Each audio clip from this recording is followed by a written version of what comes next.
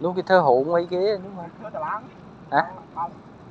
Ủa thơ lại lên bán lại. Nơi cái lúc đó đó cái thơ tà bán lên bán. Đó.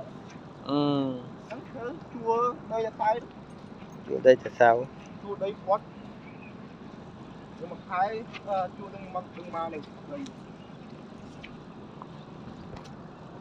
Đó thì chết tính như thế nào. Không chắc là vậy. Đó đặc biệt. Nhưng ăn rồi. Đâu nó phải là cái đó thôi. Không phải. Đấy, đó chết thà. Đó chết nó thà. Fly tầm số chuột đó. Fly múc số chuột lâu nè. Hay chuột pin cùng lăng lăng kho chẳng này. Lăng trôi mai à.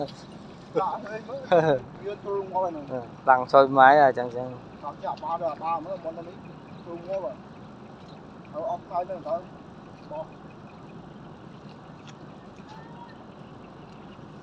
Đấy ní hết ba chứ. Nhân mi hồi small lật ba pẹ, anh pẹ.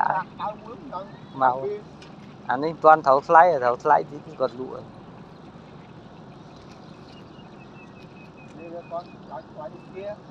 Ba tháng nữa thì cạo với bật.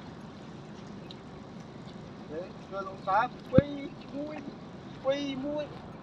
Mà muốn nói cái tên cái lúc cháu quy ba muối. Thì quy tiết thì trâu. Thì ăn.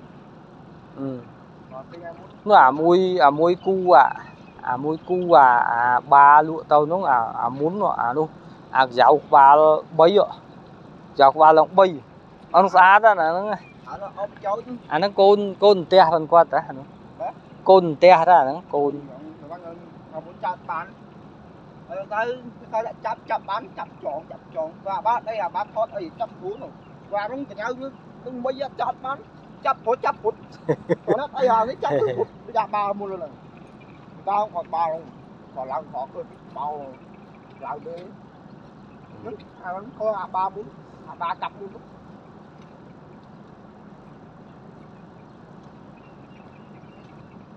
rồi ba ấy còn làm đi ta mấy đó là lại đo với đó là nhỉ côn tùm cao nó trong đấy ní hết trong cao thế đo thùng về thùng côn túi trong cao thế rồi ngoặt đấy pin ngoặt nữa nhưng mà phải là đây ba lặng đúng không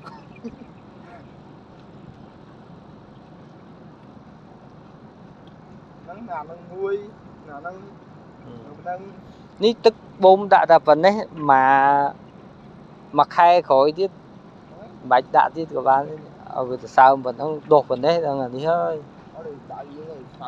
cho ngày muốn tại sao chu hả đúng rồi đấy chu cha thứ ấy chứ nó khơi tao biết không bánh thường ta chạy khơi nhà đấy nhỉ khơi nhà muốn khơi chu và chu ở kia tầm bây giờ xuống đốt máu chu đốt là thì mèo máu chả nữa đốt đỏ thế này cặp cha cặp cháu cặp nó đấy nhỉ cặp cháu có lúc cặp vô cặp cho học không rồi và ba nào đấy nhỉ và ba nào kẹo thun mà kẹo quê nhà xuống cặp kẹo quê con ăn cặp măng về bây giờ kia chết tôi không máu cô gì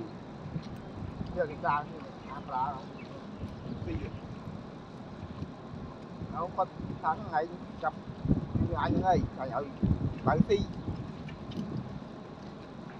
con chập vô còn mê đi vô một lum hốt chạy cho một lum hốt xì